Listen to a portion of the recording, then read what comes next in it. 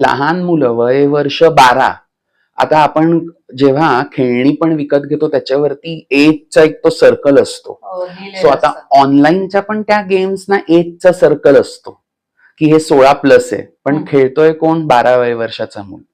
आता तो जे ते दृश्य बघतो, जिकडे बंदुकीने मारा, गाड्यांनी माणसांना उडवा, या सगळ्या ज्या गोष्टी आहेत ह्या सबटली त्यांच्या ब्रेनला इनडिरेक्ट वेली डॅमेज करत असतात, कारण ती व्यक्ती तेवढी मॅच्युअर नसते. आणि मग त्याला त्या गेम मध्ये वाटतं की अरे काहीच नाही होते, मग तेच ते रिअल लाईफ मध्ये पण तो इन्फ्लुएन्स होतो. सो अशाने त्यांचं काय होतं की त्यांच्यावरती तो एक दुसरा डॅमेज पण परफॉर्म होतो आहे की त्यांची जी ग्रोथ आहे, जे एक सिविक सेन्स आपण ज्याला म्हणतो की कसं वावरायला पाहिजे, कारण काही काही फार रिअल टाइम गेम्स पण असतात की जिकडे तुम्ही टीम बनवायची, तिकडे गँगने, मग ते मारामारी, मग ते वेपन्स, मग तिकडे पोलीस तुमच्या मागे लागतात.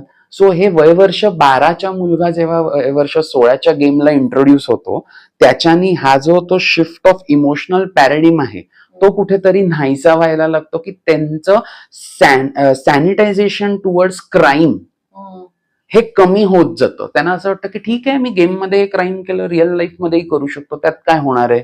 दोन्ही मधला फरक नाहीसा होत होतो. ती बाउंड्री सॅनिटाईज व्हायला लागते तिकडे कुठेतरी, की ती नाहीशीच होऊन जाते.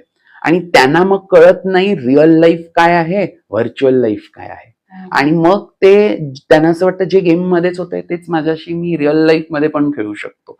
आणि म्हणून मग ते ऑब्जेक्टिफिकेशन, म्हणजे मग काही काही जे फिमेल कॅरेक्टर्सना काही गेम्स मध्ये ऑब्जेक्टिफाय केलं जातं, तेच ते रिअल लाईफ मध्ये पण ऑब्जेक्टिफाय करायला लागतात. आणि तुम्ही बघाल तर हल्लीची जी तरुण पिढी आहे, म्हणजे वय वर्ष 12-13 वाली, ती मुलं त्यांचे इंस्टाग्राम वरती कमेंट्स आणि त्यांची थॉट प्रोसेस तुम्ही बघून घ्या, की तेही हल्ली कमेंट्स मारतात मुलींच्या फोटोज वरती. वय वर्ष 12 आणि 13, आणि त्यांच्या बायोमध्येच लिहिलेलं असतं 13 आणि असं सर्व शाळेची नावं आणि सर्व ते देतात. त्यांना तेही सिक्युरिटी नाही, त्यांना तेही भान नाही की आपण काय कमेंट मारतोय.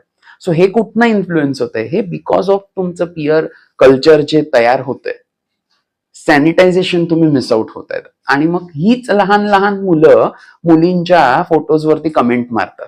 त्याच्यावर एक खूप छान वेब सिरीज आहे. हो. तर ती मला वाटतं लोकांनी बघितली की त्यांना जास्ती त्याच्यातनं उलगडा होईल या विषयाच्या अनुषंगानेच. एक मुलगा, लहान मुलगा कसा एका व्यक्तीचा, त्याच्याच शाळेतल्या मुलीचा तो खून करतो.